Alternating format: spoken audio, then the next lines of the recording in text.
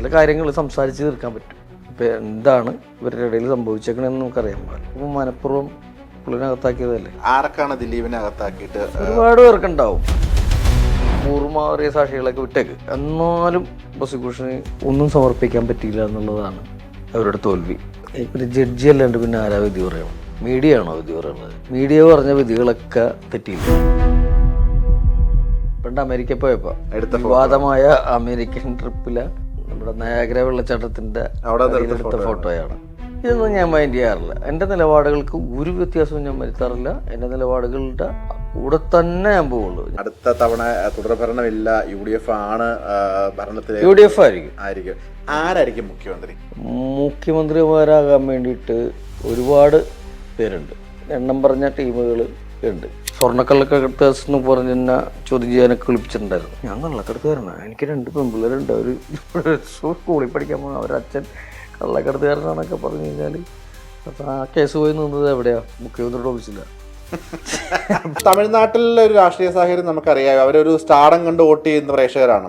കേരളത്തിൽ അത് എത്രത്തോളം വർക്കൗട്ട് ആവില്ല. സ്റ്റാർഡം വെച്ചിട്ടുള്ള രീതി കേരളത്തിൽ വർക്കൗട്ട് ആവാൻ ഭയങ്കര ബുദ്ധിമുട്ടാണ്. പിഷാരടിക്കൊക്കെ നല്ല സാധ്യതയുള്ളൊരു സ്ഥലമാണ് എന്നൊക്കെ പറഞ്ഞത്. പക്ഷേ ശ്രീനിജനും ഞാനും കൂടി ഒരു ഫ്ലൈറ്റ് യാത്രയിൽ എന്നോട് പറയുകയും ചെയ്തായിരുന്നു, താൻ വന്നിരുന്നെങ്കിൽ ടൈറ്റ് ആയേനെ. തദ്ദേശ സ്വയംഭരണ തെരഞ്ഞെടുപ്പിൽ UDF മേൽക്കൈ നേടും എന്നുള്ളത് നമുക്ക് ഉറപ്പായിരുന്നു. ഈ ഒരു ഭരണം ആൾക്കാർക്ക് വെറുത്തു തുടങ്ങി. ഒരു മുന്നേറ്റം ചെയ്തിട്ടില്ല എന്നുള്ളതിൻ്റെ തെളിവാണ് തിരുവനന്തപുരം BJPയുടെ കയ്യിലേക്ക് പോയത്. എൻ്റെ അച്ഛൻ മരിച്ചപ്പോഴൊരു കോൺഗ്രസിൻ്റെ പതാക എത്തുപതിച്ചായിരുന്നു. എൻ്റെ അമ്മച്ച മരിച്ചപ്പോഴൊരു കോൺഗ്രസ് പതാക ഉണ്ടായിരുന്നു. കോൺഗ്രസ് പതാക ഇട്ടിട്ട് ഞാനും പോവുള്ളൂ. അങ്ങനത്തെ ഒരു വിശ്വാസക്കാരനാണ്. Yes, Oxygen year and sale. Home അപ്ലയൻസസിനും ഡിജിറ്റൽ ഗാഡ്ജറ്റ്സിനും ഈ വർഷത്തെ ഏറ്റവും വലിയ ഓഫറുമായി ഓക്സിജൻ ഇയർ ആൻഡ് സെയിൽ ആരംഭിച്ചിരിക്കുന്നു. Say yes to EMIs, exchanges and more only at Oxygen, the digital expert. Oxygen, the digital expert. Welcome Dharmajan Bolgatty. ധർമ്മജേട്ടാ സ്വാഗതം. നമസ്കാരം.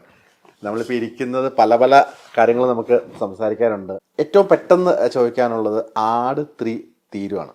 ആട് 3 നിങ്ങളിന്ന് വന്ന ദിവസം ഞാൻ ഇന്ന് പോവുകയാണ്. നാളെ തീരും. ഈ ആട് 3യുടെ ഈ വിന്നേഴ്സ് പോത്തുമുക്ക് ഗ്യാങ്ങിൻ്റെ ഒരു ഫോട്ടോ ഇൻസ്റ്റാഗ്രാമിൽ നിങ്ങളൊരു ടീം ഫുള്ള് പങ്കുവച്ചപ്പോൾ അതിൻ്റെ താഴെ വന്ന ഏറ്റവും കൂടുതൽ കമൻ്റാണ് മൂങ്ങ എന്ന ക്യാരക്ടർ ചെയ്യുന്ന പയ്യൻ്റെ പേരെനിക്ക് വിനീത്. അദ്ദേഹം ഇല്ല, അതിന് പകരം ഫുക്രു ആണ്. അപ്പം ഒരുപാട് നെഗറ്റീവ് കമന്റ്സ് അതിൻ്റെ താഴെ വന്നിട്ടുണ്ട്. പാവം പയ്യനാ ശരിക്കും പറഞ്ഞാല്. വെറുതെ ആൾക്കാർക്ക് അറിയാൻ പാടില്ലായിട്ടാണ്. ഇപ്പം എനിക്കും വരാറുണ്ട് ഇതേപോലത്തെ. അവനൊരു പാവം പയ്യനാണ്. ഒരു കുഴപ്പമില്ലാത്ത നല്ല അത്യാവശ്യം വിവരവും വിദ്യാഭ്യാസവും ഒക്കെ ഉള്ള പയ്യനാണ്. എല്ലാ കാര്യത്തിലും നല്ല തീരുമാനങ്ങൾ എടുക്കാനും പറയാനും അവന് കുറെ ഇതുണ്ട്. അവൻ എന്തെങ്കിലും ചെയ്തിട്ടുണ്ടാവോ, അതുകൊണ്ടായിരിക്കും ആൾക്കാർ. ഞാൻ വിചാരിച്ചിടത്തോളം അവൻ ഭയങ്കര പാവം പയ്യൻ. ഞങ്ങളുടെ കൂട്ടത്തിൽ ഏറ്റവും പാവമായിരിക്കും അവൻ. എന്താണ് ആ മുന്നേ ഉണ്ടായിരുന്ന അദ്ദേഹം മാറാനുള്ള റീസൺ? ഐ മീൻ അവന് മറ്റേ ബിഗ് ബോസിൽ ഇത് പിന്നെ നേരത്തെ തുടങ്ങിയവൻ ഈ ടിക്ടോക്ക് വിനീത് എന്തോ ഒരു ദുബായിൽ എന്തോ ബിസിനസ് തുടങ്ങി. അവന് ജോയിൻ ചെയ്യാൻ വേണ്ടിയിട്ട് കുതിര പഠിക്കാനോ ഇതൊക്കെ 10 ദിവസമൊക്കെ ഉണ്ടായതാണ്. പക്ഷെ അവനെന്തോ പെട്ടെന്ന് ബിസിനസ് കാര്യങ്ങളൊക്കെ ആയിട്ട് ദുബായിലേക്ക് പോയതാണ്. അവൻ ഫ്രൈഡേ ഫിലിംസിലെ ഒരു ആളായിരുന്നു. ഫ്രൈഡേ ഫിലിംസിൽ അവന് വർക്കുണ്ടായിരുന്നു. അങ്ങനെയാണ് അവൻ ആ കഥാപാത്രത്തിലേക്ക് വരുന്നത്. പിന്നെ അവനെന്തോ ബിസിനസ് സ്വന്തമായിട്ട് കൂട്ടുകാരൊക്കെ ഇട്ട് തുടങ്ങിയപ്പോൾ അതിൻ്റെ തിരക്ക് കൊണ്ട് പോയതാ. അങ്ങനെ പോയതാണ്. കാരണം പല പല റൂമേഴ്സ് അവൻ അവന്റെ തൊഴില് നോക്കി പോയതാ. അപ്പൊ അവിടെ ഇതുകൊണ്ട് പോയതാ. അല്ലാണ്ടാണ് നല്ല പയ്യനായിരുന്നു. ഈ ആടിനെ പറ്റി ഞാൻ ഉള്ളിൽ നിന്ന് അറിഞ്ഞു 1-2 കാര്യങ്ങൾ ചോദിക്കട്ടെ. പറയാവുന്നതാണെങ്കിൽ പറഞ്ഞാൽ, അതായത് 3 കാലഘട്ടമൊക്കെ നമ്മൾ പുറത്തു വിട്ടാണ്. ഈ ബിഫോർ, പ്രസന്റ്, ആഫ്റ്റർ എന്ന് പറയുന്നൊരു കാലഘട്ടത്തിൽ മമ്മൂക്കയായിരുന്നു വരാനിരുന്നത്. ഇപ്പോഴത്തെ ഒരു ആരോഗ്യസ്ഥിതി വെച്ച് മറ്റൊരു ആർട്ടിസ്റ്റ് ആയിരിക്കും എന്നൊക്കെ കേൾക്കുന്നുണ്ട്. എനിക്കറിയില്ല അങ്ങനത്തെ. ഇതിപ്പോ ഒരു പഴയ കാലഘട്ടം കാണിക്കുന്നുണ്ട്. ഒരു എപ്പിക് മൂവിയാണത്. എപ്പിക് കോമഡി എപ്പിക് മൂവി എന്ന് പറഞ്ഞാൽ ഇതുവരെ മലയാളത്തിൽ വന്നിട്ടില്ല. വർക്കൗട്ടായാൽ നല്ല സംഭവമായിരിക്കും. ഓക്കെ ചേട്ടാ, പിന്നെ ഇലക്ഷൻ വരുവാണ് അടുത്തത്. ഇപ്പോൾ കേൾക്കുന്ന കാര്യങ്ങൾ എന്ന് വെച്ചാൽ ഒരുപാട് പാർട്ടിക്കാരെ ഒരുപാട് സെലിബ്രിറ്റി മത്സരാർത്ഥികളെ നിർത്തി, അപ്രതീക്ഷിതമായിട്ടുള്ള മത്സരാർത്ഥികളെ നിർത്തി സ്റ്റാർ കാൻഡിഡേറ്റ്സിനെ ഇറക്കാനുള്ള പരിപാടികളാണെന്ന് ഇങ്ങനെ ഇപ്പം ആസിഫിന്റെ പേര് കേൾക്കുന്നുണ്ട്, പിഷാരടിയുടെ പേര് കേൾക്കുന്നത്, പലരുടെയും പേര് കേൾക്കുന്നത്. അപ്പൊ ചേട്ടൻ അയ്യമ്മേട്ടന്റെ പേര് കേൾക്കുന്നുണ്ട്, അയ്യം വിജയൻ സാറിന്റെ പേര് കേൾക്കുന്നുണ്ട്. അപ്പം ഒരുപാട് പേരുടെ പേരുകൾ ഇങ്ങനെ കേൾക്കുന്നുണ്ട്. അപ്പം കഴിഞ്ഞ തവണ ചേട്ടൻ മത്സരിച്ചതാണ്. അപ്പം ഇത്തവണ ഈ ഒരു പ്രേക്ഷകർ ഇപ്പം തമിഴ്നാട്ടിലെ ഒരു രാഷ്ട്രീയ സാഹചര്യം നമുക്കറിയാം, അവരൊരു സ്റ്റാർഡം കണ്ട് വോട്ട് ചെയ്യുന്ന പ്രേക്ഷകരാണ്. കേരളത്തിൽ അത് എത്രത്തോളം വർക്കൗട്ട് ആവും? വർക്കൗട്ട് ആവില്ല. സ്റ്റാർഡം വെച്ചിട്ടുള്ള ഈ രീതി കേരളത്തിൽ വർക്കൗട്ട് ആകാൻ ഭയങ്കര ബുദ്ധിമുട്ടാണ്. അത് എനിക്ക് തോന്നുന്നില്ല. ഞാൻ പടിപടിയായിട്ട് വന്ന ഒരാളാണ്. ഞാൻ സ്കൂളിൽ പഠിക്കുമ്പോൾ സ്കൂൾ ലീഡറായിരുന്നു, നാട്ടിൽ യൂത്ത് കോൺഗ്രസിൻ്റെ ഭാരവാഹിയായിരുന്നു. കോളേജിൽ പഠിക്കുമ്പോൾ ഞാൻ KSന്റെ ജില്ലാ സെക്രട്ടറി ആയിരുന്നു. സേവാദൾ എന്നുള്ള സംഘടന കോൺഗ്രസ്സിൽ, അതിൽ ഞാൻ എല്ലാ ക്യാമ്പിലും പങ്കെടുത്തതാണ്. State best കേഡറ്റായിരുന്നു. അത് കഴിഞ്ഞിട്ടാണ് ഞാൻ നിയമസഭാ തെരഞ്ഞെടുപ്പ് മത്സരിക്കുന്നത്. അതേപോലെ കോൺഗ്രസ് എന്ന് പറഞ്ഞ് സിനിമയിൽ ഉയർത്തി പറഞ്ഞ ഒരാളാണ് ഞാൻ. സലിം ചേട്ടനും പിഷാരടി ഞാൻ ഇലക്ഷൻ എന്ന ടൈമിലാണ് പാർട്ടിയിലേക്ക് വരുന്നത്. അങ്ങനെ കുറേ പേരൊക്കെ ഉണ്ടാവും, കുറേ ഉണ്ട്. ജനവരുടെ പേരെടുത്ത് പറയാനായിട്ടാണ്. ഇവരൊക്കെ കോൺഗ്രസ്സുകാരൊക്കെയാണ്, കോൺഗ്രസിനോട് ആഭിമുഖ്യം പുലർത്തുന്ന ആളാണ്. പക്ഷെ ഞാൻ വളരെ വ്യക്തമായിട്ടും ശക്തമായിട്ടും പറഞ്ഞിട്ടുള്ളൊരാൾ എനിക്ക് തോന്നുന്നു ഞാൻ മാത്രമേ ഉള്ളെന്ന് തോന്നുന്നു. ബാക്കി എല്ലാവരും പറയുന്നുണ്ടെങ്കിലും ഞാൻ ഈ സംഘടനയിൽ പടിപടിയായിട്ട് വന്നതാണ്. ഈ പിഷാരടിയുടെ ഒരു പിഷാരടി മത്സരിക്കുകയാണെന്നുണ്ടെങ്കിൽ, ആസിഫ് മത്സരിക്കുകയാണെന്നുണ്ടെങ്കിൽ ഈ സ്റ്റാർഡം ഇവർക്ക് മെച്ചമാവില്ലെന്നാണ് പറയുന്നത്. ആണ്. അത് എന്ന് പറഞ്ഞാൽ അവര് പിഷാരടിക്ക് നല്ല സാധ്യതയുള്ളൊരു സ്ഥലമാണ് എന്നൊക്കെ പറഞ്ഞത്. പക്ഷെ സീറ്റ് കിട്ടുമായിരുന്നു. ഇപ്പം ഈ പ്രാവശ്യം സാധ്യതകൾ കൂടുതലുള്ളതുകൊണ്ട് ഇത്തിരി തിരക്ക് കൂടുതലായിരിക്കും. സ്ഥാനം കിട്ടാൻ വേണ്ടിയിട്ടുള്ള അനുകൂലമായ ഒരു കാറ്റാണ് ഈ കാറ്റ് ഉള്ളത് കൊണ്ട് സീറ്റ് കിട്ടുന്നത് എങ്ങനെയാണെന്ന് അനുസരിച്ചിരിക്കും കാര്യങ്ങൾ. സീറ്റ് കിട്ടിയാൽ അനുകൂലമായിരിക്കും. മനസ്സിലായി. കഴിഞ്ഞ തവണ ചേട്ടൻ മറ്റൊരു സ്ഥലത്താരോ വേറെ ഏതെങ്കിലും ഒരു ഏരിയയിലാരും നിന്നിരുന്നുണ്ടെങ്കിൽ വിധി മറ്റൊന്നാവെന്ന് തോന്നിയിട്ടുണ്ടായിരുന്നോ? എനിക്ക് കുന്നത്ത് നടക്ക പറഞ്ഞതാണ്. ശ്രീനിജനാണ് അവിടെ ജയിച്ചത്. ഒരിക്കൽ ശ്രീനിജനും ഞാനും കൂടി ഒരു ഫ്ലൈറ്റ് യാത്രയിൽ പുള്ളിനോട് പറയുകയും ചെയ്തായിരുന്നു, താൻ വന്നിരുന്നെങ്കിൽ ടൈറ്റ് ആയേനെ, അങ്ങനെയൊക്കെ പറഞ്ഞായിരുന്നു. എനിക്ക് പരിചയമില്ലാത്തൊരു സ്ഥലത്താണ് ഞാൻ പോയി നിന്നതും നിർത്തിയതും. എങ്ങനെ കിട്ടി എന്നൊന്നും എനിക്കറിയാൻ പാടില്ല. ഞാൻ സീറ്റിന് വേണ്ടി ഇതുവരെ ആരുടെ പുറകെ പോയിട്ടില്ല, ഒന്നുമില്ല. പാർട്ടി എന്നെ നിർത്തി, ഞാൻ അവിടെ നിന്നു എന്നുള്ളതാണ്. എനിക്ക് കുന്നത്ത് നാടായിരുന്നെങ്കിൽ കുറച്ചും കൂടി ബെറ്ററായിരുന്നു എന്ന് എനിക്ക് തോന്നിയിട്ടുണ്ട്. എന്നോട് അവിടുത്തെ സിറ്റിംഗ് എം എൽ എ തന്നെ എന്നോടൊന്ന് മത്സരിക്കാൻ പറഞ്ഞ ഒരാളാണ്. ഓക്കെ. അന്ന് ഓക്കെ. ഇത്തവണ എന്തെങ്കിലും സാധ്യതകൾ? അല്ല, ഞാൻ പറഞ്ഞില്ലേ, എൻ്റെ പുറകെ ഞാൻ പോയിട്ടില്ല. പിന്നെ ഈ തെരഞ്ഞെടുപ്പിനൊക്കെ ചിലവും കാര്യങ്ങളൊക്കെ ഉണ്ടല്ലോ, നമുക്ക് അത്ര മുടക്കാനുള്ള സാധ്യതകളും കാര്യങ്ങളൊന്നുമില്ല. ഉള്ളത് കൊണ്ട് ജീവിച്ചു പോകുക എന്നുള്ള രീതിയിൽ പോയിക്കൊണ്ടിരിക്കുകയാണ്. തെരഞ്ഞെടുപ്പിന് ഇപ്പോൾ ഒരുപാട് ചിലവും കാര്യങ്ങളൊക്കെ ഉണ്ട്. പാർട്ടി കുറേ ചിലവാക്കും, പക്ഷെ നമ്മൾ ചിലവാക്കേണ്ടി വരും. നമ്മളുടെ വസ്തുതയാണ്. പിന്നില്ല മൊത്തം അത് കമ്മ്യൂണിസ്റ്റ് പാർട്ടിയുടെ പോലെയല്ല. കോൺഗ്രസ് പാർട്ടിയിൽ എന്തായാലും പൈസ കുറച്ച് ഇറക്കേണ്ടിയൊക്കെ വരും. അങ്ങനത്തെ ഒരു സാഹചര്യം നിലവിലുണ്ടാവും. ഞാനൊരു ക്യൂരിയോസിറ്റിക്ക് ചോദിക്കട്ടെ, ഇപ്പൊ കഴിഞ്ഞ തവണ മത്സരിച്ചപ്പോൾ ചേട്ടൻ കയ്യിൽ നിന്ന് എത്ര ഇറങ്ങിയുണ്ടോ? ഒന്നും ഉണ്ടായില്ല. അതുകൊണ്ടാണോ? എൻ്റെതൊന്നും മുടക്കേണ്ടി വന്നില്ല. കുഞ്ഞാലി സാറും രമേശ് സാറും വേണുഗോപാലും വീടും ചാണ്ടിയുമ്മനും എല്ലാവരും സഹായിച്ചു. അപ്പൊ ഇത്തവണ പിന്നെ ഇങ്ങനെ ഇറങ്ങേണ്ടി വരും പറയാനുള്ള റീസൺ? അല്ല, ഞാനതിന് താല്പര്യപ്പെട്ടിട്ടില്ല. പാർട്ടി ആവശ്യപ്പെടുന്നതനുസരിച്ചാണ് ഞാൻ കഴിഞ്ഞ പ്രാവശ്യം നിന്നത്. അല്ലെങ്കിൽ ഞാൻ കയ്യിൽ നിന്ന് നമ്മൾ കാൻഡിഡേറ്റ് ആയാൽ നമ്മളുടെ കയ്യിൽ നിന്ന് ഫണ്ട് ഇറങ്ങും എന്ന് പറയാനുള്ള റീസൺ ചോദിച്ചത്. ഇലക്ഷൻ ആകുമ്പോൾ നമുക്ക് ഫണ്ട് എന്തായാലും ചിലവാക്കേണ്ടി വരും. കുറേ ചിലവുകളുണ്ടല്ലോ ഇതിൻ്റെ പുറകിൽ. അപ്പം അത് ഇപ്പം നമ്മളൊരു സിനിമാ താരമാണ് എന്നൊക്കെ വിചാരിച്ചിട്ട് നമ്മുടെ അടുത്ത് കുറേ പൈസ ഉണ്ടാവും എന്നൊക്കെ വിചാരിച്ചിട്ട് തരാതിരുന്നാൽ മോശമാക്കുക. അപ്പം എന്തായാലും പണം മുടക്കുള്ള പരിപാടി തന്നെയാണ് തിരഞ്ഞെടുപ്പ്. അതിപ്പോൾ പഞ്ചായത്ത് തിരഞ്ഞെടുപ്പാണെങ്കിലും എന്താ തിരഞ്ഞെടുപ്പാണെങ്കിലും ഏത് പാർട്ടിയാണെങ്കിലും പൈസ മുടക്കുന്നുണ്ട്. എൻ്റെ അടുത്ത് മുടക്കാനായിട്ട് അത്ര പൈസയൊന്നുമില്ല. ഇപ്പൊ പല ചർച്ചകൾ വരുന്ന കൂട്ടത്തില് അടുത്ത തവണ തുടർഭരണമില്ല, UDF ആണ് ഭരണത്തിൽ UDF ആയിരിക്കും. ആരായിരിക്കും മുഖ്യമന്ത്രി? ഇപ്പോഴേ അതിനുള്ള സംസാരങ്ങൾ പിടിവലികളൊക്കെ ചേട്ടന്റെ ഒരു അല്ല, ആവണം എന്നാണ്. കോൺഗ്രസിൽ എന്ന് പറഞ്ഞു കഴിഞ്ഞാല് ഒരു UDF എന്ന് പറഞ്ഞു കഴിഞ്ഞാല് മുഖ്യമന്ത്രിമാരാകാൻ വേണ്ടിയിട്ട് ഒരുപാട് പേരുണ്ട്. ഈ എണ്ണം പറഞ്ഞ ടീമുകൾ ഉണ്ട്. അതിൽ യോഗ്യരായ ഒരു പാർട്ടി ആ സമയത്ത് ACCയും അതൊക്കെയാണല്ലോ തീരുമാനിക്കുന്നത്. പക്ഷെ മുഖ്യമന്ത്രി സ്ഥാനത്തേക്ക് യോഗ്യരായിട്ടുള്ള ഒരുപാട് നേതാക്കൾ ഉണ്ട്, ഒരുപാട് പേരുണ്ട്.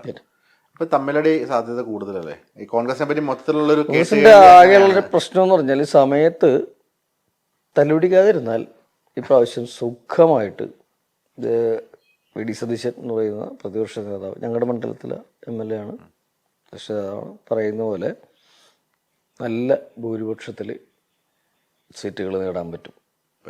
ആ സമയത്ത് തല്ലുപിടിക്കാതിരുന്നാൽ മതി. ഇപ്പൊ കഴിഞ്ഞ തെരഞ്ഞെടുപ്പ് ഇത്രയും വലിയൊരു വിജയമൊക്കെ ശരിക്കും കോൺഗ്രസ് പോലും പ്രതീക്ഷിച്ചിട്ടുണ്ടായിരുന്നോ? എല്ലാവരും ആ ഒരു പല ഇഷ്യൂ വിവാദങ്ങളൊക്കെ വന്നു കഴിഞ്ഞപ്പോൾ അതൊക്കെ പ്രതീക്ഷിച്ചത് തന്നെയാണ്. തദ്ദേശ സ്വയംഭരണ തെരഞ്ഞെടുപ്പിൽ UDF മേൽക്കൈ നേടും എന്നുള്ളത് നമുക്ക് ഉറപ്പായിരുന്നു. കാരണം ഈ ഒരു ഭരണം ആൾക്കാർക്ക് വെറുത്തു തുടങ്ങി. 2 ടൈമായില്ലേ. സാധാരണ കേരളം മാറി പറഞ്ഞിരിക്കുന്ന സമയത്ത് 2 ടൈം.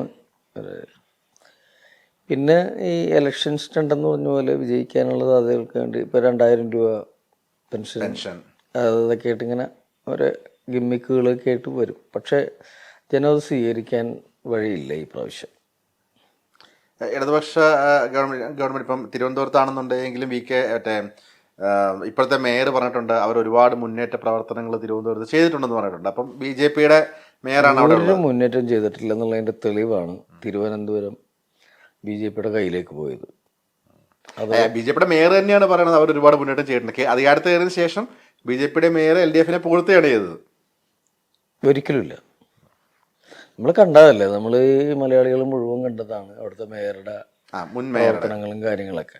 അവർക്കൊരു വേറൊരു ലൈനാണ് അവരൊക്കെ. വർത്തമാനത്തിൽ മാത്രം ഭയങ്കര ആശയം, ചെയ്ത്തലും ഒന്നുമില്ല എന്നുള്ള പറഞ്ഞ പോലെ. അത് നമ്മൾ കണ്ടതുമാണ്. അവിടെ അങ്ങനെയാണെങ്കിൽ അവിടുത്തെ ജനങ്ങൾ ചെയ്യില്ലേ? അതിന് തൊട്ട് മുമ്പ് പ്രശാന്തായിരുന്നു മേയർ. അയാളെ അവിടുത്തെ ആളുകൾക്ക് ഇഷ്ടമായിരുന്നു. ഇപ്പം MLA ആണ്. അപ്പം അത് ആ ഭരണം അടുത്തത് കൊണ്ടാണ് ആൾക്കാരൊന്ന് മാറ്റി ചിന്തിച്ച് ചെയ്തത്. ഏറ്റവും പ്രായം കുറഞ്ഞ മേയർ എന്നൊക്കെ പറയുന്നത് അദ്ദേഹത്തിൻ്റെ ഭർത്താവാണ് എൻ്റെ ഓപ്പോസിറ്റായിട്ട് ബാലുശ്ശേരിയിൽ മത്സരിച്ചത്, സച്ചിൻ ദേവ്. അവർക്കൊക്കെ വേറൊരു ലൈനാണ്. എന്തോ ഭയങ്കര മേളിലെത്തി എന്നുള്ളതുണ്ട്. പിന്നെ അവരുടെ അഹങ്കാരമൊക്കെ ജനങ്ങൾ നേരിട്ട് കണ്ടതാണ്. അപ്പം ആ ഒരു ഇത് തിരിച്ചടിയായിട്ടുണ്ട് എന്നുള്ളത് വ്യക്തമാണ്. അത് അവരുടെ പാർട്ടിക്കാർ തന്നെ അവരുടെ സമ്മേളനത്തിലും അവരുടെ ചർച്ചകളിലും പറഞ്ഞതാണ്, അവരുടെ കമ്മിറ്റികളിലും പറഞ്ഞതാണ്. നമ്മൾ പറയേണ്ട ആവശ്യമേ ഇല്ല, അവർ തന്നെ പറഞ്ഞിട്ടുണ്ട് അത് അവരുടെ അഹങ്കാരത്തെ പറ്റിയും അതൊക്കെ. ഈ മുൻ വർഷത്തെ ഒരു മത്സരാർത്ഥി എന്ന നിലയിൽ ഈ വർഷം ഇപ്പോൾ പിഷാരടി മത്സരിക്കുകയാണെന്നുണ്ടെങ്കിൽ ഒരു ഉപദേശം കൊടുക്കാൻ പറഞ്ഞാൽ എന്തായിരിക്കും? ഉപദേശിക്കാനൊന്നുമില്ല. അവന് അത്യാവശ്യം നല്ല അറിവുള്ള ഒരാളാണ്, അത്യാവശ്യം വിദ്യാഭ്യാസമുള്ള ഒരാളാണ്. രാഷ്ട്രീയപരമായിട്ട് അവൻ എന്തൊക്കെയോ ആണെന്ന് എനിക്കറിയില്ല. രാഷ്ട്രീയമായിട്ട് നന്നായിട്ട് പഠിക്കണം രാഷ്ട്രീയത്തിന്. നമ്മുടെ കോമഡിയല്ല രാഷ്ട്രീയം, ജനങ്ങളുടെ ഇടയിലേക്ക് ഇറങ്ങി ചെല്ലേണ്ടതാണ്. അപ്പോൾ അത് ഞാൻ പറഞ്ഞിട്ടുണ്ട്. ഞാൻ പിന്നെ അവനോട് പറഞ്ഞൊരു കാര്യം, ഇത്തിരി പൈസ മുടക്കൊക്കെ ഉണ്ടാവോ, പൈസയൊക്കെ കരുതി വെച്ചോ ഒരു ഉപദേശം ഞാൻ കൊടുത്തിട്ടുണ്ട്. കാശ് മുടക്കേണ്ടി വരും. അല്ല, കാശ് മുടക്കൽ ഇതിൽ പറഞ്ഞിട്ടുള്ളതാണ്. രാഷ്ട്രീയത്തിൽ എന്തായാലും ഫ്ലെക്സുകൾ അടിക്കണം, അതടിക്കണം, നാട്ടുണ്ടാക്കണം, അനൗൺസ്മെൻ്റ് നടത്തണം, ഒരു ബൂത്തുകളിലുമൊക്കെ അങ്ങനെയൊക്കെ ചെയ്യേണ്ടി വരും. അപ്പം അത് ഞാൻ പറഞ്ഞിട്ടുണ്ടെന്നേ ഉള്ളൂ. ബാക്കി കാര്യത്തിൽ അവൻ ഓക്കെയാണ്. ചേട്ടാ, നമ്മുടെ ഒരു ഫിലിം ഇൻഡസ്ട്രി നോക്കുവാണല്ലേ, ഇപ്പം ഓരോരുത്തർക്കും അവരവരുടെ രാഷ്ട്രീയമുണ്ട്. പക്ഷെ കൂടുതലും ആളുകൾ രാഷ്ട്രീയം തുറന്നു പറയുന്ന ഒരു ഇടതുപക്ഷ അനുഭാവമുള്ള രാഷ്ട്രീയമാണ് ആളുകൾ കൂടുതലും തുറന്നു പറയുന്നത്. അല്ലെന്നുണ്ടെങ്കിൽ അപ്പം മറ്റുള്ള രാഷ്ട്രീയ പാർട്ടിയിൽ വിശ്വസിക്കുന്ന ആൾക്കാർ അത് പറയാൻ പേടിക്കുന്നതായിട്ട് ഫീൽ ചെയ്തിട്ടുണ്ട്. ഞാൻ പറയാൻ പേടിച്ചിട്ടില്ല. അങ്ങനെ കുറച്ച് ആളുകളേ ഉള്ളൂ. കുറച്ചാളുകൾ എന്ന് പറഞ്ഞാൽ ഞാൻ ചെറുപ്പത്തിൽ എൻ്റെ ഒരു കോൺഗ്രസ് കുടുംബമാണ്. എൻ്റെ അച്ഛൻ എന്നൊക്കെ പറഞ്ഞാൽ ഒരു 10-32 വർഷം മണ്ഡലം ഭാരവാഹിയൊക്കെ ഇട്ടിരുന്ന ഒരാളാണ്. എൻ്റെ ചേട്ടൻ ജോലി കിട്ടുന്നവരെ യൂത്ത് കോൺഗ്രസിൻ്റെ ഭാരവാഹിയായിരുന്നു. ജോലി കഴിഞ്ഞു പിന്നെ മണ്ഡലം കമ്മിറ്റിയിലൊക്കെ സജീവമാണ്. ഞങ്ങളുടെ ഒരു കോൺഗ്രസ് കുടുംബമാണ്. ഞാനും അങ്ങനെ വഴിവെട്ടി വന്നതാണ്. നമ്മുടെ എൻ്റെ അച്ഛൻ മരിച്ചപ്പോഴും ഒരു കോൺഗ്രസിൻ്റെ പതാക എത്തുപതിച്ചായിരുന്നു. എൻ്റെ അമ്മച്ചി മരിച്ചപ്പോഴും ഒരു കോൺഗ്രസ് പതാക ഉണ്ടായിരുന്നു. ആ കോൺഗ്രസ് പതാക ഇട്ടിട്ട് ഞാനും പോവുള്ളൂ. അങ്ങനത്തെ ഒരു വിശ്വാസക്കാരനാണ് ഞാൻ. വേറൊരു വഴി ചിന്തിച്ചിട്ടേ ഇല്ല. ഇനിയിപ്പോൾ എന്നെ കോൺഗ്രസ് പാർട്ടി ചാദിച്ചാലും വഞ്ചിച്ചാലും എന്തായാലും കോൺഗ്രസിൽ തന്നെ ഉണ്ടാവും. പാർട്ടിയിൽ തന്നെ ഉണ്ടാവും. പാർട്ടി തന്നെ ഉണ്ടാവും, ഉറപ്പായിട്ടുണ്ടാവും. അത് ആര് പറഞ്ഞാലും അടിയുറച്ച വിശ്വാസിയാണ്. അടിയുറച്ച വിശ്വാസിയാണെന്ന് പറഞ്ഞാൽ കോൺഗ്രസ്സിൽ വരാനായിട്ട് നമുക്ക് ആരും ഞാൻ കൈപ്പത്തി ചിഹ്നത്തിൽ നിയമസഭയിൽ മത്സരിച്ച ആളാണ്. ഞാൻ ഇതിൽ തന്നെ ഉണ്ടാവും. അത് കുറച്ചു കാലം മുന്നേ വരെ ഇവിടെ നമ്മൾ പേര് കേട്ടിരുന്ന 2 പാർട്ടികളുടെ ആയിരുന്നു, LDF UDF. ഈ അടുത്ത സമയത്താണ് മൂന്നാമതൊരു പാർട്ടി, വലതുപക്ഷ പാർട്ടി BJPയുടെ കടന്നുവരവ്. കാര്യമായ രീതിയിൽ മുന്നേറ്റം അവർക്ക് ഉണ്ടാക്കാൻ സാധിച്ചു. ഇപ്പൊ തിരുവനന്തപുരം പിടിക്കുന്നു, ഇപ്പം 35 ഒളിമ്പിക്സ് വരും എന്നുള്ള പത്രികയെ സുരേഷ് ഏട്ടനാണ് തൃശ്ശൂർ എടുക്കുന്നത്, ഫസ്റ്റ് ആയിട്ട് എടുക്കുന്നു. അപ്പം ഓരോ തെരഞ്ഞെടുപ്പിലും അവരുടെ വോട്ട് വിഹിതങ്ങൾ കൂടി വരുന്നു. അപ്പം അവര് കറക്റ്റായിട്ടൊരു എയിം വെച്ചിട്ട് ഇപ്പൊ ഒരു 5 വർഷം ശേഷം 10 വർഷം ശേഷം ഭരണത്തിലേക്ക് എത്തുക എന്നുള്ള രീതിയിൽ വളരെയധികം ഒരു മൂന്നാമത്തെ പാർട്ടിയുടെ ശക്തി കയറി വരികയാണ്. ഈ ഒരു മാറ്റം ഇവര് ഇപ്പൊ സപ്പോസ് BJP പോലൊരു മൂന്നാമത് പാർട്ടി വന്നു കഴിയുമ്പോൾ അത് ബാധിക്കുക ഇടതുപക്ഷത്തെ ആയിരിക്കുമോ അതെയോ UDF ആയിരിക്കും? UDF ബാധിച്ചിട്ടുള്ളത് ദേശീയ തലത്തിലാണ്. സംസ്ഥാന തലത്തിൽ UDF ഭീഷണിയല്ല. അല്ല. പക്ഷെ അവരിങ്ങനെ വോട്ട് വിഹിതം പഞ്ചായത്തുകളിലും കോർപ്പറേഷനുകളിലും മുനിസിപ്പാലിറ്റികളിലും ഇതൊക്കെ കൂടി വരുന്നുണ്ട്. അത് നമ്മൾ ഉള്ള സത്യം തുറന്നു പറയാതിരിക്കാൻ പറ്റില്ലല്ലോ. അതങ്ങനെ വരുന്നുണ്ട്. അത് കൂടി വരുന്നുള്ളൊരു സാഹചര്യമുണ്ട്. പക്ഷെ സംസ്ഥാനത്തിന് വലിയ ഭീഷണിയൊന്നുമില്ല. ദേശീയ തലത്തിലാണ്, വടക്കേന്ത്യയിലാണ് ഏറ്റവും കൂടുതൽ. അവിടെയാണ് കോൺഗ്രസിനൊരു പാളിച്ച പറ്റിയത്. ഒരു തിരിച്ചുവരവ് ഇനി സാധ്യമാണോ അടുത്ത കോൺഗ്രസിന്? തീർച്ചയായിട്ടും അത് വരണം. എന്നാലേ ഈ നാടിന് രക്ഷയുള്ളൂ. പക്ഷേ പല തരത്തിലുള്ള തട്ടിപ്പുകളുണ്ട്. ഈ വോട്ട് ക്രമീകരിക്കണതിൽ അതൊക്കെ കുറേ തട്ടിപ്പുകളും വെട്ടിപ്പുകളൊക്കെ ഈ വർഷത്തിനിടയ്ക്ക് നടന്നിട്ടുണ്ട്. മാറ്റില്ല. ഇപ്പം തന്നെ തദ്ദേശ സ്വയംഭരണ തിരഞ്ഞെടുപ്പിൽ ഒരുപാട് വാർഡ് വിഭജനങ്ങൾ നടത്തി ജയിക്കാനുള്ള ശ്രമങ്ങളൊക്കെ നോക്കി. പക്ഷേ നടന്നില്ല. എല്ലായിടത്തും UDF മേൽക്കൈ കിട്ടുന്ന രീതിയിലായിരുന്നു എന്നിട്ടും വന്നത്. എത്ര വാർഡ് വിഭജനം നടത്തിയാലും ആൾക്കാർക്ക് ഭരണത്തോടുള്ള വിദ്വേഷം ആൾക്കാർ വോട്ടിൽ പ്രകടിപ്പിച്ചു. ഈ ചേട്ടൻ മുന്നേ പറഞ്ഞ കുന്നത്തുനാട് എന്നെ പരാമർശിച്ചുകൊണ്ട് ഞാൻ പറഞ്ഞു, 2020 ഒരു സാന്നിധ്യം നമുക്ക് തള്ളിക്കളയാൻ പറ്റില്ല. മുൻ വർഷങ്ങളിൽ ഉള്ളതിനെ അത്രയും ഇല്ലെങ്കിൽ പോലും ഈ വർഷങ്ങളിൽ ഇപ്പം അവർ തന്നെ പറയുന്ന 2 പാർട്ടികളോട് ചേർന്നിട്ട് ഇവരെ ഒഴിവാക്കുന്ന രീതിയിലുള്ളതാണ് പറയുന്നത്. ഈ അങ്ങനെ ഒരു പെട്ടെന്ന് പൊട്ടിമുളച്ച ഒരു പാർട്ടി എന്ന് നമുക്ക് പറയാം. പക്ഷെ എന്നാൽ അതിപ്പോൾ ആം ആദ്മി പാർട്ടിയൊക്കെ പോലെ ഒരു എന്താ പറയണേ, എല്ലാ പാർട്ടിയിൽ നിന്നും വിശ്വാസം ഇല്ലാത്തവർ ചേർന്ന് വരുന്ന ഒരു പാർട്ടി എന്ന് വേണമെങ്കിൽ നമുക്ക് അതിനെ വിശേഷിപ്പിക്കാം. ആ പാർട്ടിയുടെ ഒരു കടന്നുവരവും അതിനെതിരെ നിന്ന മറ്റു പാർട്ടികൾ ഈ ഇലക്ഷനിൽ ഈ തെരഞ്ഞെടുപ്പിൽ ആ പാർട്ടി ഏറെക്കുറെ നിലംപരിശാവുക എന്ന് പറയാൻ പറ്റില്ല. ബട്ട് സ്റ്റിൽ എന്നാലും മുൻ വർഷത്തിനെ അപേക്ഷിച്ച് അവര് താഴെ പോയി. അവര് പറയുന്ന അവകാശവാദങ്ങളൊന്നും ജനങ്ങള് അംഗീകരിക്കുന്നില്ല. തെളിവോടുകൂടി ആൾക്കാർ പുറത്തുവിടുകയും ചെയ്തു. ശ്രീനിജനൊക്കെ അതിൻ്റെ കൂടെ ഇങ്ങനെ പറഞ്ഞതിലും കാര്യങ്ങളൊക്കെ ഉണ്ടെന്നുള്ളത് ആൾക്കാർക്ക് ബോധ്യപ്പെട്ടു. അങ്ങനെയാണ്. പിന്നെ രാഷ്ട്രീയ പാർട്ടികളെ അവഗണിച്ചുകൊണ്ട് കേരളത്തിൽ വേറൊരു കുത്തക സംഭവങ്ങൾ വരാനായിട്ട് സാധ്യത വളരെ കുറവാണ്. രാഷ്ട്രീയ പാർട്ടികളെ അവഗണിച്ചുകൊണ്ട് കേരളത്തിൽ കൈയടക്കാനൊന്നും പറ്റില്ല. 2020 ആ ഒരു ഏരിയയിൽ മാത്രം നിൽക്കുന്ന പാർട്ടി. പക്ഷെ ഞാൻ ഇടപെടുകയല്ല. പക്ഷെ ഈ 2020 പല മത്സരാർത്ഥികളും ഈ തൊടുപുഴ അല്ലെങ്കിൽ മൂവാറ്റുപുഴ ആ ഏരിയയിലേക്കുള്ള തൊടുപുഴ ഏരിയയിലേക്കുള്ള പല വാർഡുകളിലും സർപ്രൈസിങ് ആയിട്ട് ജയിച്ചു എന്നുള്ളതാണ് മറ്റൊരു ഘടകം. മറ്റേ കോലഞ്ചേരി ഏരിയകളാണ് അവരുടെ കുന്നത്തുനാട് ഏരിയകളിൽ. അത് പറയാൻ പറ്റില്ല. ഈ തദ്ദേശ സ്വയംഭരണ തെരഞ്ഞെടുപ്പുകളിൽ ആളുകൾ വോട്ട് ചെയ്യുന്നത് ആൾക്കാരെ നോക്കിയിട്ടാണ്, സ്ഥാനാർത്ഥികളെ നോക്കിയിട്ടാണ്. അല്ലാണ്ട് ഒരു പാർട്ടി നോക്കിയിട്ടൊന്നല്ല. പാർട്ടി നോക്കിയപ്പോൾ ആര് ജയിച്ചു? ശ്രീനിജൻ ജയിച്ചില്ല അവിടെ. ശശീന്ദ്രൻ ചേട്ടൻ നിന്നാൽ ശശീന്ദ്രൻ ചേട്ടൻ ജയിക്കും. കഴിഞ്ഞ ടൈമിൽ പുള്ളി നിന്നില്ലെന്നേ ഉള്ളൂ. നിന്നാൽ ശശീന്ദ്രൻ ചേട്ടൻ ജയിക്കും. തദ്ദേശ തെരഞ്ഞെടുപ്പിലൊക്കെ നമ്മൾ ഈ സഹകരണ സംഘം തെരഞ്ഞെടുപ്പിലൊക്കെ ആൾക്കാർ പേഴ്സണലായിട്ട് വോട്ട് ചെയ്യണ ഒരു മാതൃകയുണ്ട് കേരളത്തിന്. അതിപ്പോൾ കടുത്ത രാഷ്ട്രീയം ഉള്ള ആൾക്കാർ മാത്രമാണ്. അല്ലാത്തവർ ചിലപ്പോൾ രാഷ്ട്രീയം ഒന്ന് മാറ്റി ആളെ നോക്കി ചിലപ്പോൾ BJPയുടെ സ്ഥാനാർത്ഥിയായിരിക്കും, ചിലപ്പോൾ കമ്മ്യൂണിസ്റ്റ് സ്ഥാനാർത്ഥിയായിരിക്കും, കോൺഗ്രസിൻ്റെ സ്ഥാനാർത്ഥിയായിരിക്കും. വിജയിച്ചേക്കണതിൻ്റെ തുല്യത വെച്ച് നോക്കിയിട്ടല്ല, അവർ ചെയ്ത പ്രവൃത്തികൾ. ചിലപ്പോൾ ഒരു പ്രശ്നം ഉണ്ടാകുമ്പോൾ അതിൽ വന്ന് ഇടപെടുക, ഒരാളുടെ കാര്യത്തിൽ ഇടപെടുക, ഒരു കുടുംബത്തിൻ്റെ കാര്യത്തിൽ ഇടപെടുക, അങ്ങനെയൊക്കെ വെച്ച് നോക്കിയിട്ടാണ് അവരുടെ വോട്ട് പോകുന്നത്. അത് ആൾക്കാരുടെ ഇടപഴകലും അവരുടെ പ്രവർത്തനവും പോലെയാണ് തദ്ദേശ സ്വയംഭരണ തെരഞ്ഞെടുപ്പിലേക്ക് കിടക്കുന്നത്. മറ്റ് നിയമസഭാ തെരഞ്ഞെടുപ്പും പാർലമെന്റ് തിരഞ്ഞെടുപ്പൊക്കെ വരുമ്പോൾ വ്യക്തമായിട്ടുള്ള രാഷ്ട്രീയം പ്രതിഫലിക്കും. ഈ ഇപ്പൊ ശശീന്ദ്രൻ അദ്ദേഹത്തിനെ പറ്റി പറഞ്ഞപ്പോഴാണ് എനിക്ക് പെട്ടെന്ന് ആ പേര് കേട്ടപ്പോഴാണ് നമുക്ക് ഈ കോൺഗ്രസിലെ ഏറ്റവും നമുക്ക് ശശി തരൂർ എന്ന് പറയുന്ന ഒരു വ്യക്തി, ഇപ്പം അദ്ദേഹത്തിന് ശരിക്കും കോൺഗ്രസ് പാർട്ടി എത്രത്തോളം ഉപയോഗിക്കുന്നതായിട്ട് തോന്നിയിട്ടുണ്ട്? അദ്ദേഹത്തിന്റെ ചില നിലപാടുകൾ, അല്ലെങ്കിൽ ഇപ്പം എതിർ പാർട്ടിക്കാരെയാണെന്നുണ്ടെങ്കിൽ സപ്പോർട്ട് ചെയ്യാനുള്ള നിലപാടുകളൊക്കെ അദ്ദേഹത്തിന് ഒരു ബാക്ക് ഫയർ ചെയ്യുന്നതായിട്ട് ഫീൽ ചെയ്യും. നമ്മള് നല്ലത് ചെയ്താൽ നല്ലത് പറയണതുകൊണ്ട് കുഴപ്പമൊന്നുമില്ല. ഞാൻ ആരും അഭിപ്രായക്കാരനാണ്. ശശി തരൂർ വളരെ ലെജൻഡായിട്ടുള്ള ഒരാളാണ്. എവിടെയും നമുക്ക് എന്തുമാക്കാൻ പറ്റാവുന്ന ക്വാളിറ്റിയും ഇതും ഉള്ള ഒരാളാണ്. അപ്പം ഒരാൾ നല്ലത് ചെയ്ത്, നിങ്ങളൊരു നല്ലത് ചെയ്തിട്ട് ആ നല്ലത് ചീത്തയാണെന്ന് വെറുതെ ട്രോൾ ചെയ്തിട്ട് കാര്യമില്ല. നല്ലത് നല്ലത് തന്നെയാണ് എപ്പോഴും. അതിനെപ്പറ്റി പറഞ്ഞെന്ന് ഓർത്തിട്ട് ഒരു കുഴപ്പമില്ല. എൻ്റെ അച്ഛൻ നല്ലതാണെങ്കിൽ നല്ലതാണെന്ന് പറയും, എൻ്റെ അച്ഛൻ ചീത്തയാണെങ്കിൽ ചീത്തയെന്ന് പറയണം എന്ന് പറയുന്ന പക്ഷക്കാരനാണ്. അല്ല, അദ്ദേഹത്തിൻ്റെ അതിപ്പം നിലപാടുകൾ കോൺഗ്രസ് കുറച്ചൊരു ബാക്ക് ഫയർ ചെയ്യുന്നുണ്ട് ഫീൽ ചെയ്യുന്നുണ്ടോ? ചിലപ്പം പുള്ളിയെ വേണ്ട രീതിയിൽ ഉപയോഗിക്കുന്നില്ല. പുള്ളി ഒത്തൊരുമിച്ച് പ്രവർത്തിക്കാൻ തയ്യാറായി മുന്നോട്ട് വന്നിട്ടുണ്ട്. അതിന് മാറ്റമൊന്നുമില്ല.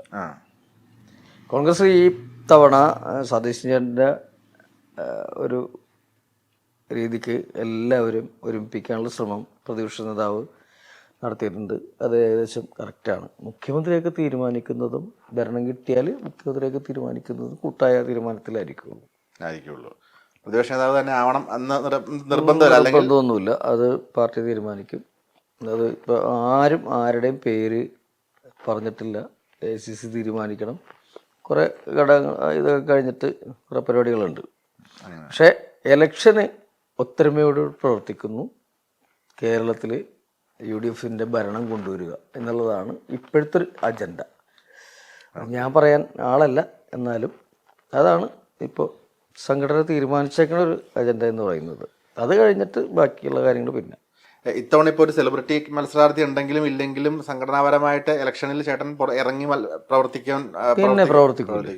ഉറപ്പായിട്ടും തീർച്ചയായിട്ടും പ്രവർത്തിക്കും. ഇപ്പൊ ഈ പഞ്ചായത്ത് ഇലക്ഷൻ പ്രവർത്തിച്ചിട്ടുണ്ട്. ഞങ്ങളുടെ ഇവിടെ ഈ വാർഡിൽ 900 ചില്ലം വാർഡ് വിഭജനം നടന്നപ്പോൾ 900 ചില്ലം വോട്ടേ ഉള്ളൂ. അതിൽ തന്നെ കുറേ പിള്ളേർക്ക് വിദേശത്തും ഇവിടെയൊക്കെ ആയിട്ട് പഠിക്കാനും ജോലിക്കൊക്കെ ആയിട്ട് പോക്കുന്ന ആൾക്കാരൊക്കെയാണ്. അപ്പോൾ 700 ചില്ലാൻ വോട്ടാണ് പോൾ ചെയ്തത്. അതിൽ തന്നെ 632 വോട്ടിൻ്റെ ഭൂരിപക്ഷത്തിലാണ് ഈ വാർഡിലെ സ്ഥാനാർത്ഥി ജയിച്ചത്. വൻ വിജയം. അത് ഈ വരാപ്പുഴ പഞ്ചായത്തിൻ്റെ ചരിത്രത്തിലുള്ള ഏറ്റവും വലിയ ഭൂരിപക്ഷമാണ്. അതേപോലെ ജയിച്ചവരൊക്കെ അത്യാവശ്യം നല്ല ഭൂരിപക്ഷത്തിലാണ് ജയിച്ചത്. ഓക്കെ, നമ്മളിപ്പോൾ ഇത്ര നേരം രാഷ്ട്രീയമായിട്ട് സംസാരിച്ചുകൊണ്ടിരുന്നത്. അതല്ലാതെ എനിക്ക് 1-2 കാര്യങ്ങൾ ചോദിക്കാനുള്ളത്. ഇപ്പം ഞാൻ ഈ അടുത്ത ദിവസങ്ങളിൽ ഇൻസ്റ്റാഗ്രാം സ്ക്രോൾ ചെയ്യുമ്പോൾ കണ്ടതാണ് ദിലീപ് ഏട്ടനും കാവ്യയൊക്കെ ആയിട്ട് നിൽക്കുന്ന ഒരു ഫോട്ടോ ഇട്ടിട്ട് ജനകീയ വിജയം. അത് പണ്ട് അമേരിക്ക പോയപ്പോൾ വിവാദമായ അമേരിക്കൻ ട്രിപ്പില് നമ്മുടെ നയാഗ്ര വെള്ളച്ചാട്ടത്തിന്റെ അവിടെ എടുത്ത ഫോട്ടോയാണ്. വിവാദ ട്രിപ്പിലെ ഫോട്ടോ ആണ്. അല്ല, അന്ന് ഞങ്ങൾ വലിയ ടീമായിരുന്നു. ദിലീപേട്ടൻ മാത്രമല്ല, ദിലീപേട്ടൻ ഉണ്ടായിരുന്നു, കലാഭമണി ഉണ്ടായിരുന്നു, സലിംകുമാർ ഉണ്ടായിരുന്നു, നാദർഷ ഉണ്ടായിരുന്നു, ഷാജോൺ ഉണ്ടായിരുന്നു, മരിച്ചുപോയ സുബി ഉണ്ടായിരുന്നു, റിമി ഉണ്ടായിരുന്നു, കാവ്യ ഉണ്ടായിരുന്നു, ഭാവന ഉണ്ടായിരുന്നു. ഫുൾ ടീം പോയത്. വലിയ ടീമായിരുന്നു. ഓക്കെ, അന്നത്തെ ഫോട്ടോ അന്നത്തെ ഫോട്ടോയാണ്. അത് തെരഞ്ഞെടുത്തിട്ടാണോ? അത് തന്നെ തെരഞ്ഞെടുത്തിട്ടാണോ? ചുമ്മാ ഞാൻ ഇങ്ങനെ സ്ക്രോൾ ചെയ്തപ്പോൾ അത് ഇങ്ങനെ കണ്ടു. കണ്ടു. അപ്പോൾ ഇട്ടേക്കാം എന്ന് വിചാരിച്ചിട്ടാണ്. ഞാനും പിഷാരടിയും തമ്മിൽ ഈ അങ്ങോട്ടും ഇങ്ങോട്ടും ഒരു ബർത്ത്ഡേ വിഷസ് പോലും പറയാറില്ല. ഓക്കെ, ഹാപ്പി ബർത്ത്ഡേ എന്നോ അങ്ങനെയൊന്നും അവൻ എന്നോടും പറയാറില്ല, ഞാൻ അവനോടും പറയാറില്ല. അങ്ങനത്തെ ഇതൊന്നുമില്ല. ഞാൻ പിന്നെ ഇതിൽ വളരെ കുറവുമാണ്, മീഡിയയിൽ ഭയങ്കര കുറവ് വരുന്ന ഒരാളാണ്. അങ്ങനത്തെ സ്ക്രോളിങ് കാര്യങ്ങളൊന്നുമില്ല. ഇപ്പം ഇന്ന് രാവിലെ വന്ന ഒരു ന്യൂസാണ്, ദിലീപ് കേസിൽ വിധി പറഞ്ഞ ജഡ്ജിക്ക് അങ്ങനെ വിധി പറയാനൊരു അവകാശമില്ല എന്ന് പ്രോസിക്യൂഷൻ ഒരു കുറിപ്പോട് കൂടി നിയമോപദേശം സർക്കാരിലേക്ക് കൊടുത്തിട്ടുണ്ട്. പിന്നെ ജഡ്ജി അല്ലാണ്ട് പിന്നെ ആരാ വിധി പറയണത്? മീഡിയ ആണോ വിധി പറയണത്? മീഡിയ പറഞ്ഞ വിധികളൊക്കെ തെറ്റിയില്ലേ? അപ്പം ജഡ്ജി അല്ലാണ്ട് പിന്നെ ആരാ വിധി പറയേണ്ടത്? അവർ പ്രോസിക്യൂഷൻ വാദിക്കുന്നു, ദിലീപേട്ടൻ്റെ വക്കീൽ വാദിക്കുന്നു. അതിന് രണ്ടുപേരുടെയും വിധിന്യായങ്ങൾ നോക്കിയിട്ട് ജഡ്ജിയാണ് പ്രസ്താവിക്കേണ്ടത്, അല്ലാണ്ട് മീഡിയ അല്ല ഇവിടെ ആരെയും കുറ്റക്കാരനാക്കുന്നതും കുറ്റാരോപിതനാക്കുന്നതും ഇല്ല.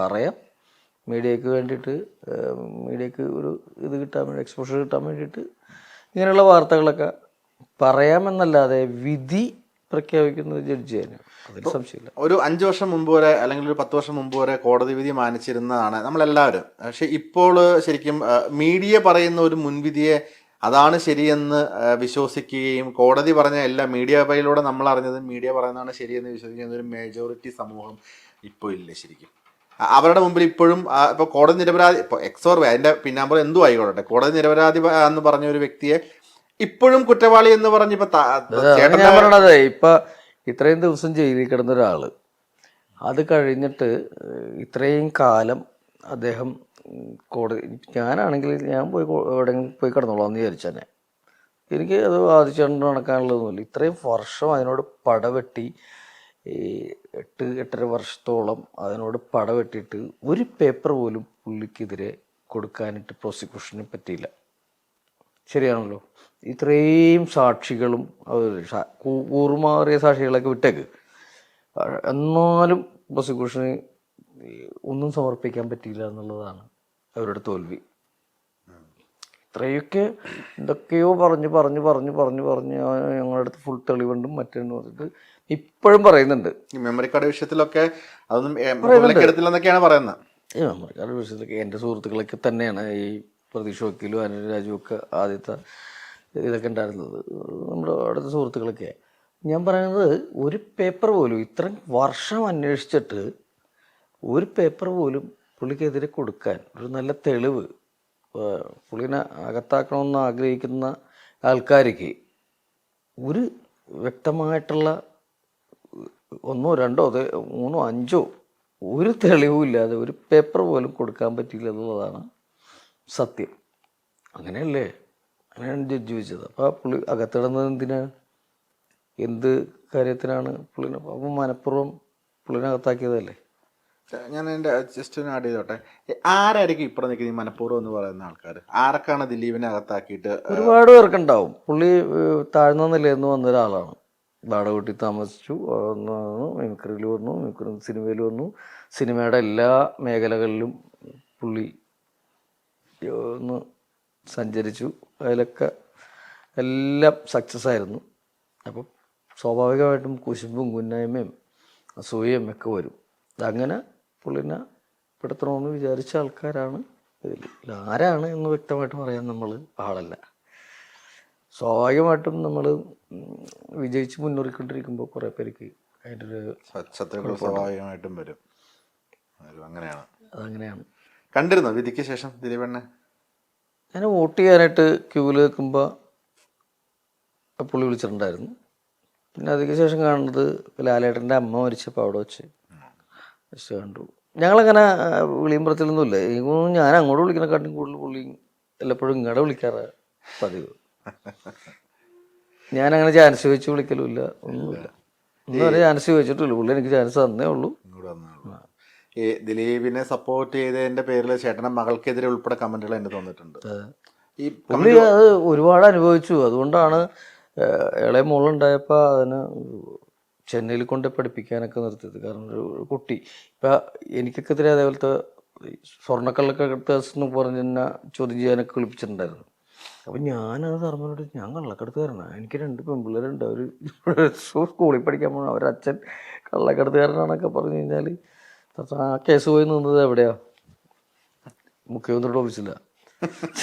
അപ്പം ഞാൻ ആലോചിച്ചത് ദൈവം ഇതെന്ത് കേസാ എന്ന് പറഞ്ഞു. അപ്പം എന്നെ ഈ ബിബിൻ ജോർജൊക്കെ വിളിച്ച് കളിയാക്കാറുണ്ട്, ചേട്ടാ അടുത്ത പള്ളി എപ്പോഴാണ് വെടിയെന്ന് ഞങ്ങൾക്ക് ചോദിക്കും എന്ന് പറഞ്ഞ പോലെ നമ്മൾ മനസ്സുമായി അറിയാത്ത കുറേ കാര്യങ്ങളിൽ പോയി പെടും. ചിലർ പെടുത്തും, ചില ന്യൂട്രൽ പോയിന്റുകൾ വെച്ചിട്ട് നമ്മൾ അതിലായിപ്പോവും. ഇപ്പം സ്വർണ്ണക്കള്ളക്കടത്ത് കേസ് എന്ന് പറഞ്ഞിട്ട് എന്നെ ചോദ്യം ചെയ്യാൻ വിളിച്ചപ്പോൾ എവിടെയുള്ളൊരു പയ്യൻ ഇടക്കിടക്ക് വിളിച്ചിട്ട് ഇങ്ങനെ സംസാരിക്കും. ഞാൻ അവൻ്റെ നമ്പർ മൊബൈൽ ഫീഡ് ചെയ്യാനൊന്നും പോയില്ല. അപ്പം ഞാൻ അവിടെ പോകുമ്പോൾ എനിക്കൊരു കോമഡി പോലെയാണ്. ഞാൻ വണ്ടിക്ക് വന്നിട്ട് ബ്ലൂടൂത്തിൽ ഇവൻ്റെ കോൾ വരും, പറയും ഏട്ടാ നിങ്ങൾക്ക് 2 കോടി തരും എന്നൊക്കെ പറഞ്ഞിട്ട് വിളിക്കും. അപ്പം ഞാൻ 2 കോടി ഞാൻ കണ്ടിട്ടുമില്ല അതൊക്കെ പറഞ്ഞു. അങ്ങനെ നമ്മൾ വിളിച്ചു പോയതിൻ്റെ പേരിലൊക്കെയാണ് ഇങ്ങനെ. കണക്ട് ചെയ്തായിരുന്നു. അവനൊക്കെ ഒരു പാവം പയ്യൻ, ഇതിൻ്റെ ഏടിൽ പോലും ഇല്ല, പോലീസ് സ്റ്റേഷനിലായിട്ടൊരു ബന്ധമില്ലാത്ത കോടികൾ എന്നൊക്കെ പറഞ്ഞാൽ അവൻ ഇന്ന നാട്ടിനെ പരിചയമുണ്ടോ, ഇന്ന നാട്ടിനെ പരിചയമുണ്ടോ എന്നൊക്കെ പറഞ്ഞ് ചോദിച്ചിട്ട് അവരൊക്കെ എൻ്റെ സുഹൃത്തുക്കളാണ്, എന്താണ് എന്നൊക്കെ പറഞ്ഞു. ഇടയ്ക്ക് ഞാൻ അവനോട് വിളിച്ചിട്ട് പറഞ്ഞു 2 കോടിയൊന്നും പോരാ, 3 കോടി ഉണ്ടെങ്കിൽ ഓക്കെ എന്നൊക്കെ പറഞ്ഞിട്ട് ഞാനിങ്ങനെയൊക്കെ തമാശ പറയുമായിരുന്നു. അതൊക്കെയാണ് എന്നെ വിളിപ്പിച്ചത്. പക്ഷേ ആ കേസ് പോയി നിന്നത് അറ്റത്താ പോയി നിന്നത്, കേന്ദ്ര ഓഫീസിലാണ് പോയി നിന്നത്. അത് അത്രയൊക്കെ ഉള്ളു. നമ്മളെങ്ങനെ സമാജം നമ്മൾ ആരെയും പറ്റിച്ച് വെച്ചിട്ടില്ല, നമ്മളെ പരിച്ചിട്ടുള്ള ആൾക്കാർ. ഇപ്പൊ ഈ ദിലീപേട്ടന്റെ വിഷയം നമ്മൾ സംസാരിച്ചുകൊണ്ടിരുന്നത്, ഇപ്പം ബബ്ബ സിനിമ ഇറങ്ങുന്നു, അതിനെതിരെയും വളരെയധികം ഇപ്പൊ സിനിമ എന്തോ ആയിക്കോട്ടെ, ചിലപ്പോൾ സിനിമ നല്ലതായിരിക്കാം, അല്ലെങ്കിൽ ആവറേജ് സിനിമ ആയിരിക്കാം, ചിലപ്പോൾ മോശമായിരിക്കാം. എന്താണെന്ന് അറിയുന്നതിന് മുന്നേ സിനിമ തെറി വിളിക്കുന്ന, അല്ലെങ്കിൽ ദിലീപിന്റെ സിനിമ കാണില്ല എന്ന് പറയുന്ന ആൾക്കാർ ഇപ്പോഴും സജീവമായിട്ട്, പഴയതിലും കൂടുതൽ തന്നെ വേണമെങ്കിൽ നമുക്ക് പറയാം, ആളുകൾ ഇപ്പോഴും ഉണ്ട്. ആൾക്കാർ ഒരുപക്ഷെ അദ്ദേഹത്തിന്റെ ഒരു കരിയറിന്റെ ഒരു പഴയ ഒരു പ്രഭാവം ഇനി തിരിച്ചു വരില്ലെന്നുണ്ടോ? അദ്ദേഹത്തിന് ഇനി വരാൻ, ആളുകളുടെ ആ ഒരു ഇഷ്ടം ശരിക്കും ഇനി അത് നേടിയെടുക്കാൻ പറ്റുമോ? കാരണം നിരപരാധി വിധി വന്നിട്ടും അദ്ദേഹം ഇങ്ങനെ തന്നെയാണ് പോകുന്നത്. സത്യസന്ധമായിട്ട് പറയുകയാണെങ്കിൽ ഈ കേസ് വന്നപ്പോൾ ഇതിലൊരു കൺഫ്യൂഷൻ വന്നു കുറേ പേർക്കൊക്കെ. എന്താണ് ദിലീപ് ചെയ്തിട്ടുണ്ടാവോ, ദിലീപ് ചെയ്തിട്ടില്ലേ, അങ്ങനെ 2 വിഭാഗമായിട്ട് കുറച്ച് പേര് തിരിഞ്ഞു. പക്ഷേ കല എന്നും ഇതാണ്, ദിലീപ് ഏട്ടൻ്റെ അഭിനയ മികവിനെ ചോദ്യം ചെയ്യാനൊന്നും ഒരാളില്ല. നല്ല സിനിമയാണെങ്കിൽ ഇവിടെ വിജയിക്കും. പിന്നെ കുറ്റാരോപിതം മാത്രമായിരുന്നു, പുള്ളി കുറ്റവിമുക്തനായി. ഇനിയും ദ്രോഹിച്ചുകൊണ്ട് പുറകേ നടക്കും കുറേ ആൾക്കാർ. എന്തിനു വേണ്ടിയിട്ടാണെന്ന് അറിയാൻ പാടില്ല. ഒരു തെളിവ് ഒരു 8 വർഷം കൊണ്ട് കണ്ടെടുക്കാത്ത ആൾക്കാർ ഇനി എന്താ തെളിവ് ശേഖരിക്കാനാണെന്ന് എനിക്ക് മനസ്സിലാവുന്നില്ല. സാധാരണ ഒരു പോലീസിൻ്റെ നമ്മുടെ അവിടുത്തെ പോലീസ് എന്ന് പറഞ്ഞാൽ വളരെ മികവുറ്റ പോലീസ് സംവിധാനമാണ്. അവർ പെട്ടെന്ന് തന്നെ കേസുകൾ തെളിയിക്കുന്ന ആൾക്കാരാണ്. നിസ്സാര സമയം കൊണ്ട് കേസുകൾ തെളിയിക്കുകയും തെളിവുകൾ ഹാജരാക്കുകയും ചെയ്യുന്ന ആൾക്കാർ. 8 വർഷം കൊണ്ട് അവർക്ക് നടക്കാത്ത കാര്യം ഇനി മേൽക്കോടതികളിൽ പോയാൽ എങ്ങനെ തെളിയിക്കും എന്ന് എനിക്ക് ബോധ്യമില്ല. ഇത് വേറൊരു കാര്യം കൊണ്ടുണ്ട്. ഞങ്ങളൊക്കെ നല്ല സൗഹൃദത്തോടു കൂടി ട്രിപ്പ് പോയ ആൾക്കാരും അടിച്ചു പൊളിച്ച ആൾക്കാരൊക്കെയാണ്.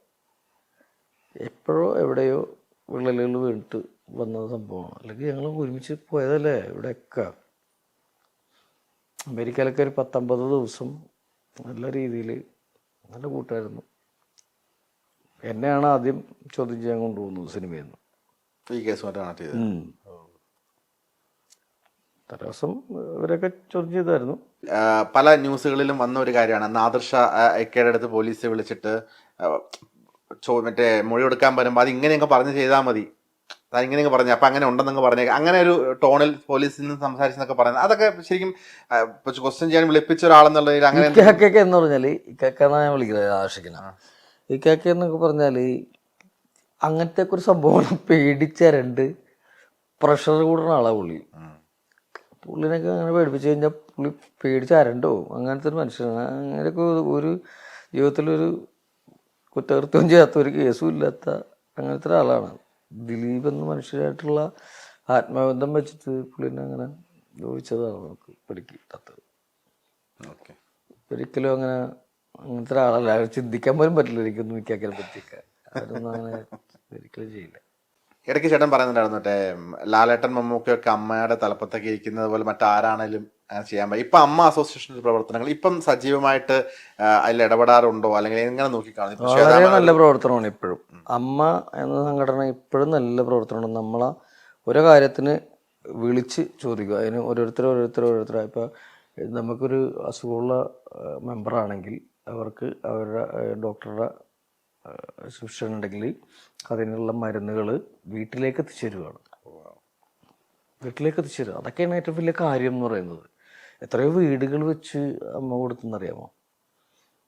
ഞാൻ പണ്ട് ഒരു സംഭവം പറഞ്ഞത്, ഇന്നസെൻ്റ് ഏട്ടൻ പ്രസിഡൻ്റായിട്ടിരിക്കുമ്പോൾ ഞാനൊരു സംഭവം പറഞ്ഞായിരുന്നു. അന്ന് പ്രളയം അതൊക്കെ വന്നു കഴിഞ്ഞിട്ട് ടൈമിന് 5 കോടി രൂപയോ 6 കോടി രൂപയോ അമ്മ സർക്കാരിലേക്ക് കൊടുത്തു. അതുകൂടെ ഒരു പേഴ്സണലായിട്ട് എല്ലാവരും കൊടുത്തു. അതിപ്പോൾ ഞാനടക്കം കൊടുത്തിട്ടുണ്ട്. എല്ലാ സഹായം ചെയ്തിട്ടുണ്ട്. നമ്മൾ ഓടി കിടന്ന് പല സംവിധാനങ്ങളൊക്കെ ചെയ്തിട്ടുണ്ട്. അപ്പം ഞാൻ അന്ന് ഇന്നസെൻ്റ് ഏട്ടനോട് ഞാനെന്ന് പറഞ്ഞായിരുന്നു, ഈ 6 കോടി രൂപയ്ക്ക് നമുക്കൊരു 3 കോടി രൂപയ്ക്ക് സ്ഥലം മേടിച്ചിട്ട് ഒരു ബൗണ്ടറി ഒക്കെ ഇട്ടിട്ട് 3 കോടി രൂപയ്ക്ക് വീടുകൾ വെച്ച് കൊടുത്തിട്ട് പാവങ്ങൾക്ക് കൊടുത്തിട്ട് ഒരു അമ്മ ഗ്രാമം. ഇത് എന്നോട് ഇന്നസെന്റ് സാർ നേരിട്ട് പറഞ്ഞിട്ടുണ്ട്. അതുണ്ട്. പക്ഷേ അന്ന് ഞാൻ പറഞ്ഞ ഐഡിയ ചെയ്തുകൊണ്ട്, ഞാനൊരു ജൂനിയർ പോലത്തെ ഒരാളായതുകൊണ്ടും അവർ അംഗീകരിച്ചില്ല. ഞാൻ പറഞ്ഞതാണ് ചുറ്റുമുതലൊക്കെ കിട്ടിയിട്ട് ഇഷ്ടംപോലെ സ്ഥലങ്ങൾ കിട്ടും. അങ്ങനെ വില കുറഞ്ഞ സ്ഥലങ്ങൾ, ചെറിയ കളി സ്ഥലങ്ങളും കാര്യങ്ങളും. ഇത് ഞാൻ പറഞ്ഞ ഒരു ഐഡിയ ആണ്. അപ്പം ഞാൻ പറഞ്ഞൊരു അമ്മ ഗ്രാമം, നാളെ സിനിമാ താരങ്ങൾ ജനങ്ങൾക്ക് വേണ്ടി എന്ത് ചെയ്തു എന്ന് ചോദിച്ചാൽ ചൂണ്ടിക്കാണിക്കാൻ പറ്റിയൊരു സ്ഥലമായിരിക്കും അത് എന്ന് പറഞ്ഞു. പക്ഷേ ഇതങ്ങോട്ട് വിലപ്പോയില്ല, എടുത്തില്ലൊരു നമ്മുടെ വാക്കുകൾ. അതിനൊരു നിരാശ എനിക്കുണ്ട്. കാരണം ഗവൺമെൻറ്റിലേക്ക് ഇഷ്ടംപോലെ പണം ഒഴുകിയെത്തുന്നുണ്ടായിരുന്നു ആ സമയത്ത് നമ്മൾ ഇത് ചെയ്താൽ മതിയായിരുന്നു, അവിടെ നിലനിന്നു. അത് പറഞ്ഞപ്പോൾ അന്ന് അവർ ആരും അംഗീകരിച്ചില്ല. അതുപോലെ എല്ലാവരും എന്താ പറയുക, പാർട്ടിപരമായിട്ടാണെങ്കിലും അമ്മയിൽ ഇത്രയും അവരൊക്കെ ഉണ്ട് വിട്ടളഞ്ഞു. ഇതുപോലെ തന്നെ ഈ കഴിഞ്ഞ കുറച്ച് ദിവസങ്ങൾക്കുള്ളിൽ ചേട്ടന്റെ പേര് കേട്ട മറ്റൊരു സ്പേസ് ഉണ്ട്. ഒരു കടം കൊടുക്കലുമായി ബന്ധപ്പെട്ട് വന്ന വിവാദത്തിനിടയ്ക്ക് ഞാൻ മാത്രമല്ല ധർമ്മജനും കൊടുത്തിട്ടുണ്ടെന്ന് ഒരു നടൻ പറയുന്ന ഒരു സ്റ്റേറ്റ്മെന്റ് കേട്ടിട്ടുണ്ട്. ചേട്ടൻ കടം കൊടുക്കാൻ ഹരീഷ് കണാരനാണ്. പേര് പറഞ്ഞാൽ കുഴപ്പമില്ല, അവൻ എൻ്റെ പേര് പറയാമെങ്കിൽ എനിക്ക് അവൻ്റെ പേരും പറയാമല്ലോ. ഞങ്ങൾ ഭയങ്കര കുടുംബ സുഹൃത്തുക്കളാണ്. ഈ കടം കൊടുത്ത ആളെന്നൊക്കെ പറയുന്നത് എൻ്റെ വൈഫായിട്ട് സുഹൃത്തു ബന്ധമാണ്. ഇവിടെ ആരുടെ ബർത്ത്ഡേ ഉണ്ടെങ്കിലും രാത്രി വന്ന് നമ്മളോടൊപ്പം 12 മണിക്ക് ബെല്ലടിച്ചിട്ട് നമ്മളെ ഞെട്ടിക്കുന്ന ആൾക്കാരാണ്. പിന്നെ ഈ സിനിമ സംബന്ധമായിട്ട് അവൻ പറയുന്നത് പോലെ ഇത് വളരെ നയപരമായിട്ട് തീർക്കാവുന്നൊരു പ്രശ്നമായിരുന്നു.